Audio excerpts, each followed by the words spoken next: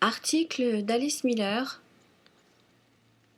L'indignation, une ouverture pour la thérapie. Mercredi 15 juin 2005. Traduit de l'allemand par Pierre Van de Voorde. Il arrive régulièrement que des livres ou des articles nous exposent des situations ou des faits épouvantables. Animaux martyrisés, exploitation de la nature, torture, despotisme, etc. Et il est naturel que nous y réagissions par l'expression de sentiments forts. C'est en tout cas ce qui se passe pour la plus grande partie de la population à même de penser et de ressentir, qui réagit alors par l'indignation. Il y a pourtant une exception. Quand il s'agit de mauvais traitements infligés aux enfants, comme les coups et les claques, on constate en général une indifférence étonnante, parce que la plupart des gens est toujours convaincus que les coups sont indispensables aux enfants et n'ont pas de conséquences néfastes. Comment peut-on croire qu'il puisse être bénéfique pour qui que ce soit d'être battu, plus encore pour un individu en pleine croissance dont le cerveau n'est pas encore complètement formé? Comment peut-on croire ça? Il est probable, c'est du moins ce que l'on pourrait penser, que les partisans des châtiments corporels ne savent pas encore que le cerveau humain se développe dans les 3 premières années de la vie et que c'est justement à ce moment-là que la violence s'apprend. Mais comment concevoir un tel degré d'ignorance? Ces connaissances ne sont pourtant pas tenues secrètes. À tout le moins, des gens cultivés comme les enseignants, les ecclésiastiques, les hommes de loi, le personnel politique, les chefs d'État ou les ministres devraient quand même y avoir été confrontés un jour ou l'autre, à un endroit ou à un autre. Il y a déjà 20 ans que la question des mauvais traitements que l'on fait subir aux enfants a commencé à faire l'objet de publications, mais pas plus aujourd'hui qu'hier, on ne voit se lever ou que ce soit la vague d'indignation et d'horreur que justifierait l'exploitation sans scrupule de la situation d'impuissance des enfants dans le seul but de décharger la haine accumulée par les adultes, les parents et les éducateurs. On bat un enfant? Et alors? Qu'y a-t-il d'anormal à cela? Non, ce n'est ni normal, ni bénin, ni défendable sur le plan éthique, disent et écrivent quelques personnes depuis 2 décennies environ. Mais ces hommes et ces femmes ne représentent jusqu'à maintenant qu'une petite minorité. Mes nombreuses tentatives pour informer les jeunes parents des conséquences dangereuses des coups reçus par les enfants, par exemple en demandant l'aide du Vatican, ont toutes échoué. Je me suis à chaque fois heurtée à un mur d'indifférence et de silence. Comment expliquer cela? On a peine à concevoir qu'il n'y ait au Vatican, par exemple, pas une seule personne qui soit capable de s'indigner des violences faites aux enfants et qui éprouve de ce fait le besoin de transmettre au pape mes informations. Et pourtant, mon expérience prouve que cela ne s'est pas produit jusqu'alors. Et pas seulement au Vatican. Partout dans le monde, les gouvernants ne font quasiment rien pour interdire ces pratiques barbares. Dans les années 70, la Suède a adopté une loi qui interdit implicitement l'usage de la violence contre les enfants. Malheureusement, il n'y a eu depuis que 13 États de second plan pour suivre cet exemple. Bien qu'il soit établi aujourd'hui qu'une éducation fondée sur les coups forme les hommes et les femmes qui frapperont à leur tour demain, cela ne suscite dans l'opinion publique aucun cri d'indignation. Au contraire, nous continuons imperturbablement à cultiver exactement ce que nous prétendons vouloir éradiquer: la torture, les guerres, les génocides. Nous nous employons pleinement à produire les violences et les maladies de demain, car derrière chaque agression violente, on peut retrouver une histoire individuelle faite d'humiliation. Entre parenthèses, voir James Gilligan, Violence, Putman, New York, 1996. Je me demande constamment pourquoi il est si difficile de diffuser ces connaissances et pourquoi les seuls cas où la réaction normale d'indignation ne se produit pas sont en rapport avec la maltraitance des petits-enfants. En fait, je connais la réponse à cette question, mais j'espère toujours me tromper. La réponse, je l'ai trouvée. C'est que la plupart d'entre nous ont été des enfants maltraités et ont dû apprendre à refouler cela très tôt pour pouvoir survivre. Nous avons été obligés de croire que c'est pour ton bien, entre guillemets, que nous avons été humiliés et martyrisés, que les coups ne nous faisaient pas mal, qu'ils étaient sans incidence et que c'était dans l'intérêt de la collectivité. Entre parenthèses, sinon, nous disait-on, nous serions devenus des monstres dangereux. Quand notre cerveau a stocké très tôt ces informations erronées, elles restent en général enregistrées pour toute la vie et forment donc des blocages de la pensée permanents, à moins que l'occasion ne se présente de les faire disparaître, éventuellement lors d'une thérapie. Mais en règle générale, la plupart des gens ne se risquent pas à abandonner leur blocage. Ils ne cessent de répéter comme en chœur: mes parents ont fait de leur mieux pour bien m'éduquer, j'étais un enfant difficile et il a fallu m'imposer une discipline sévère. Comment serait-il possible à des gens pareils de s'indigner des mauvais traitements que subissent les enfants? Comment? C'est que depuis leur enfance, ils sont coupés de leurs sentiments vrais, des souffrances causées par l'humiliation et les supplices. Pour ressentir leur indignation, il faudrait qu'ils aillent voir du côté de ces vieilles souffrances. Mais qui peut avoir envie d'une chose pareille? Qui? C'est ainsi que ces souffrances restent le plus souvent enfermées derrière des portes de fer au plus profond de leur cœur. Et malheur à qui se hasarderait à secouer ces portes. Ils préféreront supporter les dépressions, ingurgiter médicaments et drogues, mourir même, que d'être confrontés au retour de cette torture enfouie dans la mémoire. Alors, on la rebaptise, entre guillemets, éducation, au nom agréable à l'oreille, et l'on évite ainsi la souffrance. Ces gens-là seront incapables d'indignation tant qu'ils se refuseront à admettre qu'ils ont été eux-mêmes des victimes lorsqu'ils étaient enfants.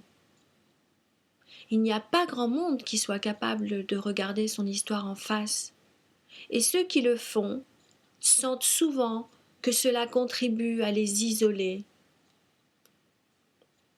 Ils vivent en effet dans une société dans laquelle beaucoup de gens peuvent s'indigner très sincèrement de certaines injustices, comme par exemple le travail des enfants en Asie, mais pas de l'injustice dont ils ont été eux-mêmes les victimes. On a fait d'eux des victimes à un moment où ils n'étaient pas encore capables de penser par eux-mêmes, et ils ont adopté le point de vue de leurs parents, selon lequel c'est pour leur bien qu'ils ont été torturés. Tout cela s'est passé de façon à pouvoir entretenir la fidélité et l'amour qu'ils vouent à leurs parents, ce qui se passe le plus souvent sur le dos de ses propres enfants. En fait, pour ces anciens enfants maltraités, le temps devrait maintenant être venu de trouver le courage de se rebeller.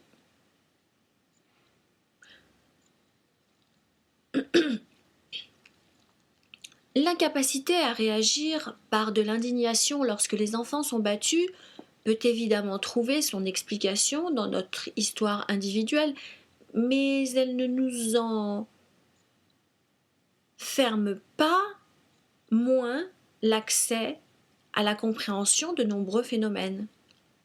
Cela peut être illustré par des problèmes qui relèvent de registres variés. Dans les pages qui suivent, je vais prendre des exemples dans 3 domaines particuliers pour démontrer l'importance de la capacité de nous indigner. Je pense qu'elle peut nous libérer de notre rigidité et nous donner ainsi accès non seulement à une meilleure connaissance de nous-mêmes, mais aussi nous mettre en situation d'apporter aide et prévention là où c'est une nécessité pressante. J'aborderai donc l'approche traditionnelle de la délinquance, entre parenthèses tuerie et meurtre en série, la reproduction de la maltraitance des enfants dans les familles et le principe de neutralité dans la pratique thérapeutique. Responsable de massacres et tueurs en série. Aussi bien du côté de la psychiatrie judiciaire que de la psychanalyse, on se plaît à répéter que les actes abominables commis par les auteurs de tuerie ne sauraient être la conséquence de mauvais traitements qu'ils auraient pu subir dans leur enfance parce que nombre d'entre eux sont issus de familles qui, de l'extérieur, ne paraissent ni dégradées ni particulièrement violentes. Mais si on prend la peine de poser des questions précises sur le comportement entre guillemets éducatif de leurs parents, alors apparaît à chaque fois un tableau dont l'horreur ne le cède en rien aux actes commis par le criminel. Au contraire, étant donné que ces actes pervers ont été commis sur des enfants, et ce pendant des années, ces entre guillemets corrections, comme on les appelle, méritent plus encore le nom de meurtre authentique et plus précisément de meurtres qui prennent pour cible les cœurs. Comme le montre le livre de Jonathan Pincus, Base Instincts, voire l'article de Thomas Gruner intitulé Frenzy sur le site d'Alice Miller. Il n'y a même aucune difficulté à obtenir des informations sur la cruauté de ses parents parce qu'il est extrêmement rare que le criminel les considère lui-même comme pervers. Il voit ce qu'il a subi comme une éducation tout à fait normale et comme la quasi-totalité des enfants maltraités dans leur enfance, il est attaché à ses parents et les protège contre tout reproche. Le psychiatre qui l'interroge accepte en général ce jugement sans se poser des questions. Entre parenthèses, quand il n'a lui non plus jamais remis en cause ses propres parents, évidemment. Et en vient à la conclusion que le meurtrier en série qui est assis devant lui est certainement venu au monde porteur de gènes destructeurs qui le poussent à commettre des crimes.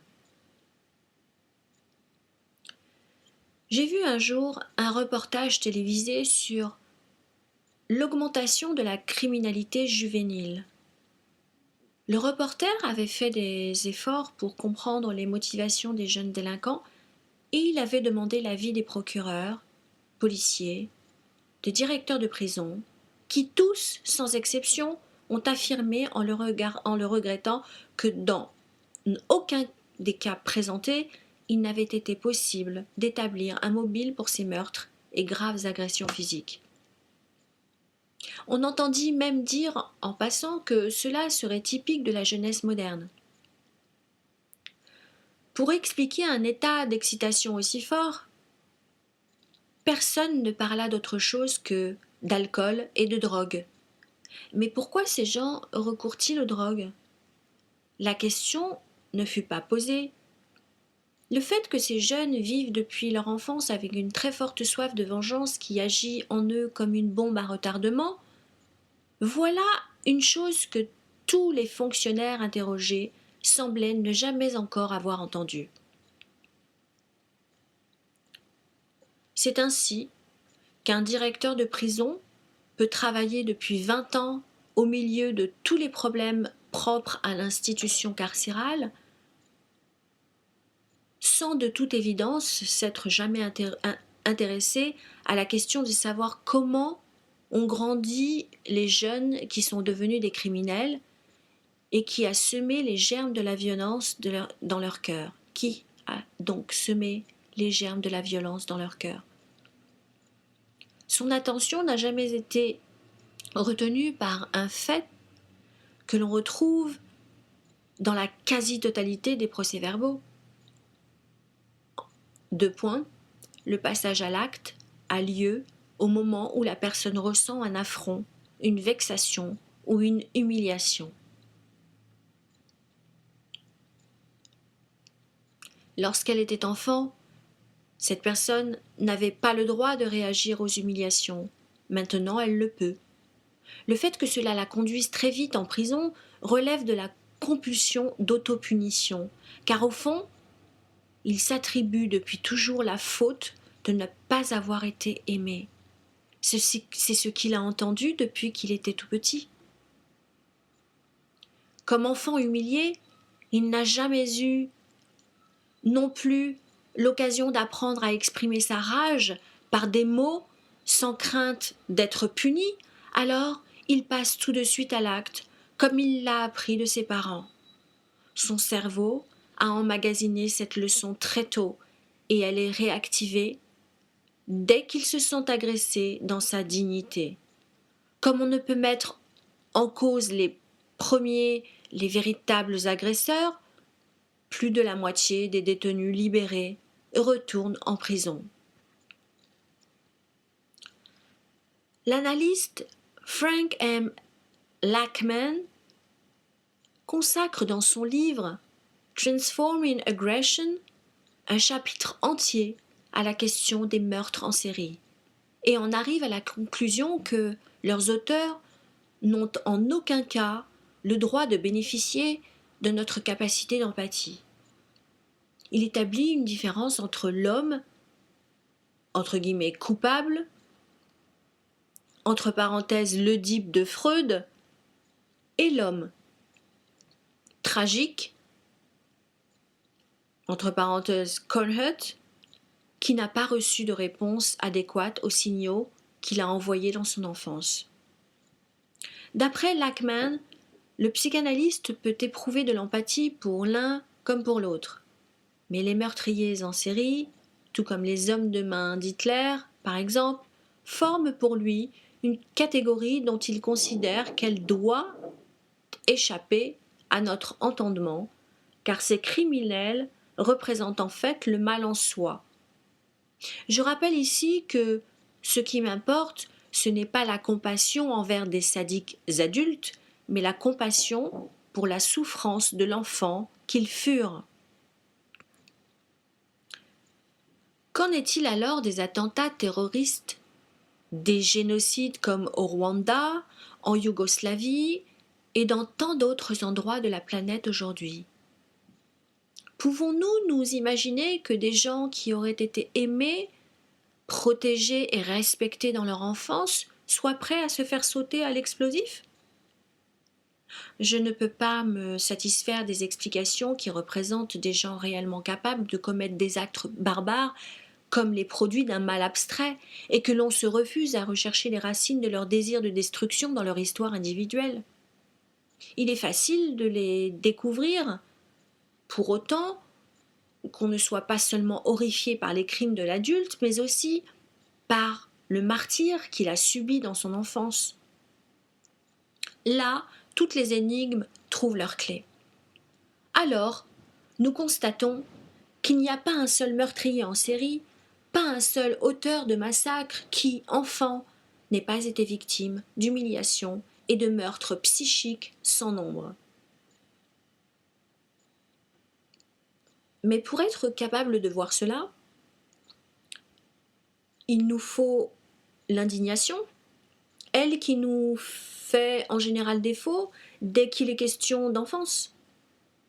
Le livre de Lachman montre que non seulement les psychiatres mais aussi les psychanalystes sont effrayés à l'idée de franchir le seuil qui leur ferait accepter la problématique des souffrances endurées dans l'enfance.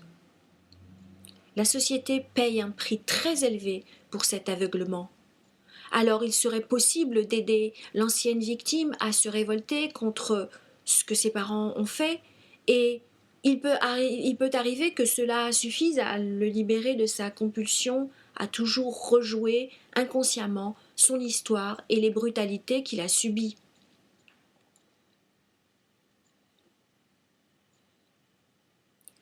La maltraitance des enfants, une tradition familiale. En nous familiarisant avec la dynamique propre à la compulsion de répétition, Nous faisons la constatation qu'on la retrouve dans toutes les familles maltraitantes. Le genre de mauvais traitement pratiqué est souvent inscrit dans une longue histoire. Dans les familles, il est fréquent de retrouver sur plusieurs générations le même schéma de fonctionnement, fondé sur l'avilissement, l'abandon, l'abus de pouvoir, le sadisme. Pour trouver une échappatoire à l'horreur et au dégoût, on a sans cesse recours à de nouvelles théories. C'est ainsi, par exemple, que certains psychologues ont élaboré une théorie selon laquelle les souffrances de leurs clients ne trouvent pas leur origine dans leur propre enfance, mais dans les problèmes et les histoires individuelles de leurs ascendants éloignés, dont ils pensent qu'ils chercheraient à les régler au travers de leur maladie.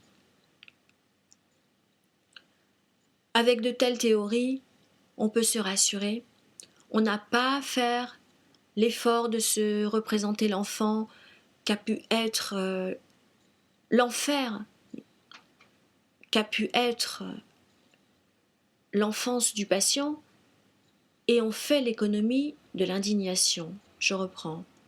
Avec de telles théories, on peut se rassurer, on n'a pas à faire l'effort de se représenter l'enfer qu'a pu être l'enfance du patient, et on fait l'économie de l'indignation. Mais ceci, tout comme l'explication par la génétique, ne représente rien de plus qu'une fuite devant une réalité douloureuse. Il est absurde d'interpréter l'augmentation de la violence aujourd'hui en Irak, par exemple, ou bien les génocides, comme les effets de gènes destructeurs. Non. Pourquoi soudainement, à l'époque Hitler ou de Milosevic, tant de gens étaient-ils porteurs de gènes destructeurs? Comment? Et pourtant, beaucoup d'intellectuels adhèrent sans hésiter à de telles explications. Ils croient au mal en soi pour s'épargner la souffrance de devoir admettre que de nombreux parents martyrisent leurs enfants par haine inconsciente, quelle que soit la justification qu'ils utilisent pour camoufler leurs actes. Pourtant, c'est la vérité, et si on est capable de ne pas la fuir, on peut aussi gagner à la reconnaître. On abandonne alors la croyance moyenâgeuse au diable, entre parenthèses, les gènes. La chaîne de la violence apparaît et on se rend compte, en même temps, qu'il serait possible de l'interrompre. Les parents sadiques ne sont pas tombés du ciel. Enfants, ils ont eux-mêmes été traités d'une manière tout aussi sadique, il n'y a aucun doute à cela. Celui qui affirme le contraire veut refouler la réalité. 2 points. Un enfant martyrisé ne subit pas une seule mort comme la victime d'un assassin, mais au cours de ses premières années de vie et de développement, des morts et des tourments psychiques innombrables infligés, qui plus est, par des personnes dont il est dépendant et auxquelles il ne peut trouver de substitut. En Allemagne, on a beaucoup parlé ces derniers temps de la mort d'une petite fille âgée de 7 ans du nom de Jessica, que sa mère refusait de nourrir et qui pesait 9 kilos à sa mort. La presse manifesta son horreur et son dégoût.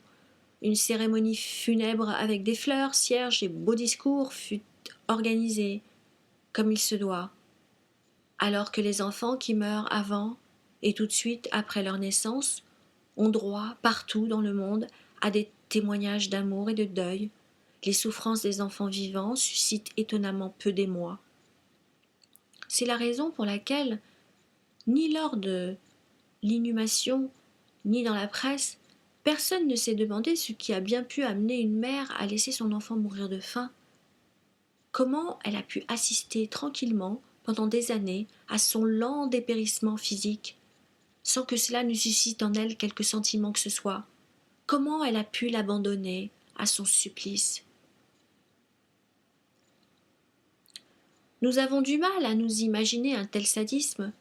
Bien que 60 années nous séparent maintenant d'Auschwitz, là où des millions d'êtres humains ont été intentionnellement privés de nourriture dans l'attente de la mort. Ni à cette époque, ni plus tard, ni aujourd'hui, on ne s'est cependant demandé comment on en arrive à ce que des gens puissent devenir aussi sadiques. Comment ont-ils été élevés? Comment leur a-t-on enlevé la capacité à se révolter contre l'injustice, celle de reconnaître ce qu'il y avait de barbare dans les agissements de leurs parents et de s'y opposer? Au contraire, on leur a appris à approuver le sadisme de leurs parents sous toutes ses formes. Et cela a pu se produire sans encombre, parce que chaque enfant a envie d'aimer ses parents et ne veut pas voir la vérité. La vérité est trop atroce pour qu'un enfant puisse la supporter, alors il détourne le regard. Mais le corps n'a rien oublié, et l'adulte reproduit le sadisme de ses parents inconsciemment, comme automatiquement, sur ses propres enfants, avec ses subordonnés, avec tous ceux qui sont dépendants de lui. Il ne sait pas qu'il fait avec les autres la même chose que ce que ses parents ont fait autrefois avec lui quand il était totalement dépendant d'eux. Certains en ont l'intuition et recherchent une aide thérapeutique. Mais que trouvent-ils alors?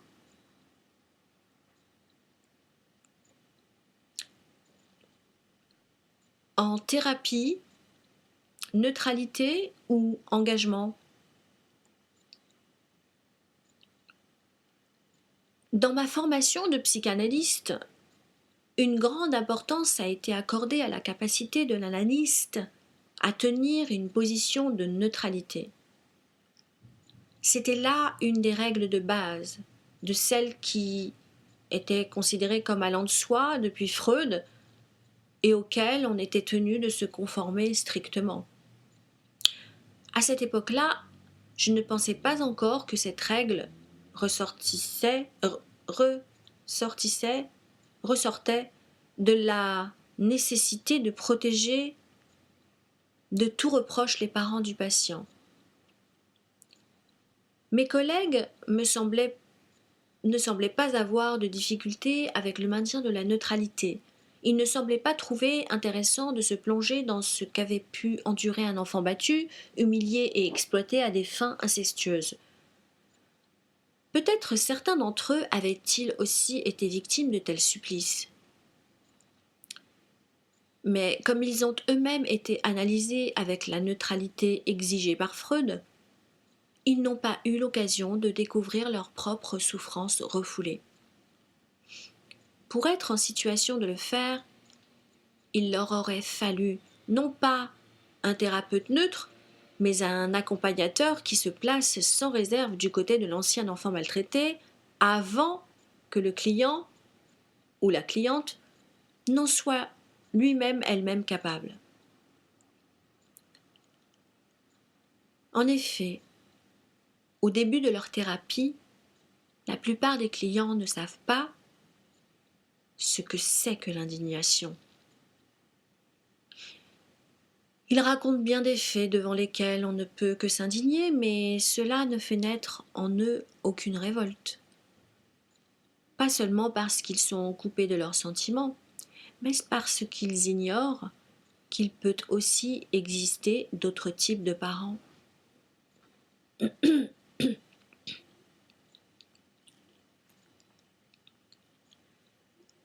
J'ai régulièrement eu l'occasion de vérifier que l'expression directe de mon indignation à propos de ce que mon patient ou ma patiente avait dû endurer pendant son enfance était un ressort important de la thérapie.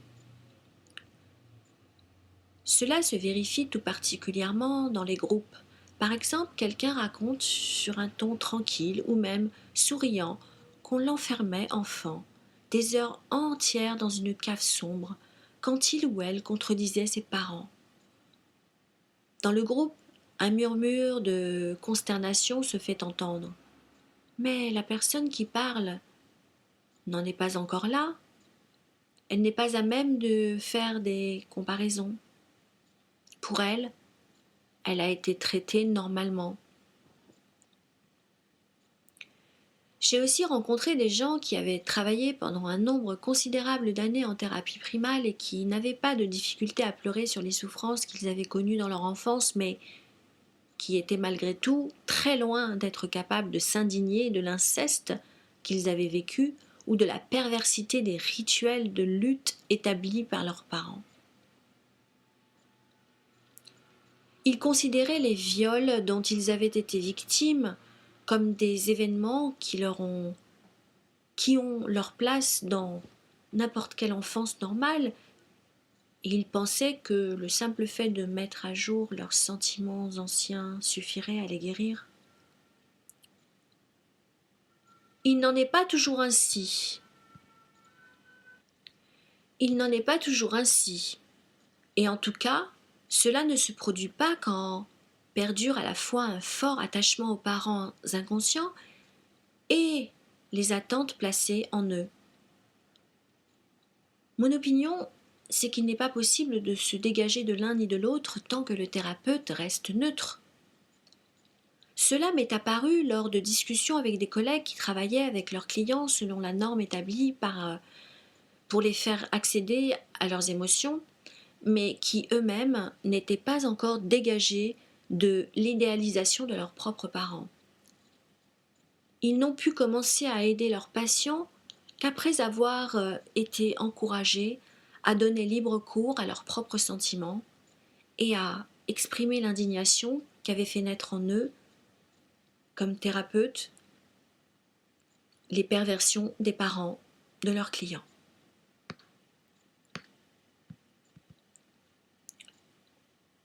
Cela a souvent eu un effet d'une grande puissance. C'était comme si on avait retiré le barrage qui retenait une rivière. Parfois, l'indignation de la thérapeute déclencha très vite chez le client lui-même une avalanche d'indignation. Ce ne fut pas toujours le cas. Il y a des patients à qui il a fallu pour cela des semaines, des mois, voire des années, mais la sincérité du témoin permit de mettre en branle un processus de libération qui avait été contenu jusqu'alors par la morale sociale. Ce contournement fut permis par l'attitude engagée, plus libre, de la thérapeute qui a été capable de montrer à l'ancien enfant qu'il avait le droit d'être horrifié par le comportement de ses parents et que tout être humain capable de sentiments en serait horrifié, à l'exception de l'ancien enfant maltraité lui-même.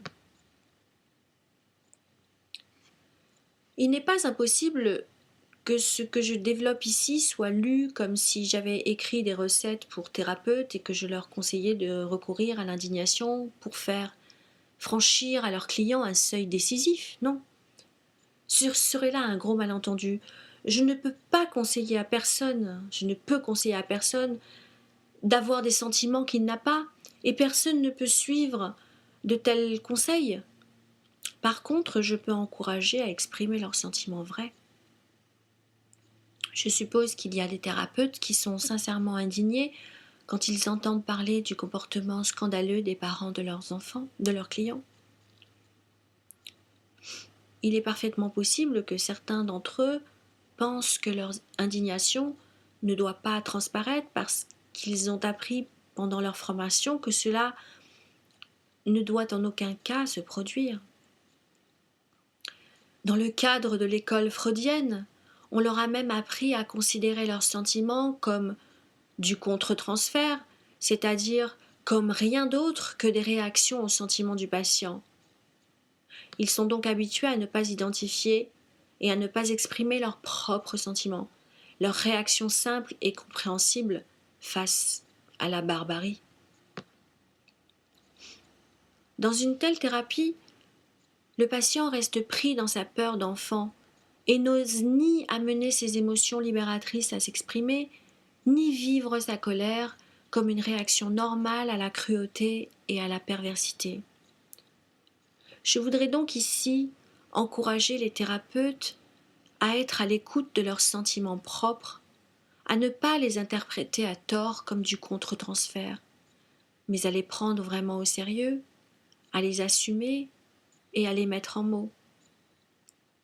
Il leur sera plus facile de laisser libre cours à leur indignation parce qu'ils n'ont pas été les enfants de ces parents-là et que, contrairement à leurs clients, il leur est relativement possible de ne pas prendre une quelconque forme de perversion pour un comportement normal. Chaque thérapeute peut vérifier pour lui-même si mes affirmations sont vraies. En aucun cas, je ne lui donnerai le conseil de mettre en application quelque chose qui ne correspondrait pas à ses sentiments ou dont il ne serait pas convaincu par sa propre expérience. La tendance générale à l'évitement du sentiment d'indignation est compréhensible, car ce sentiment peut facilement réactiver la sensation d'impuissance de l'enfant et le souvenir du temps où un certain nombre d'entre nous étaient livrés sans aucune échappatoire au sadisme des adultes et ne pouvaient même pas concevoir l'idée de se défendre. C'est une lettre que j'ai reçue récemment qui m'a fait prendre conscience du fait que moi non plus, malgré tous mes efforts, je n'étais pas affranchie de cette tendance à la fuite. Cette lectrice m'écrivait que sa fille, qui travaille dans un centre d'aide téléphonique d'urgence aux enfants victimes de violences à caractère rituel, avait eu connaissance de cas où des enfants avaient été forcés à tuer des bébés. Cela me rappela que j'avais écrit dans, entre guillemets, l'ouvrage La connaissance interdite, que l'enfant martyrisé croit qu'il a tué le bébé en lui quand il s'est trouvé contraint de mentir et de se taire.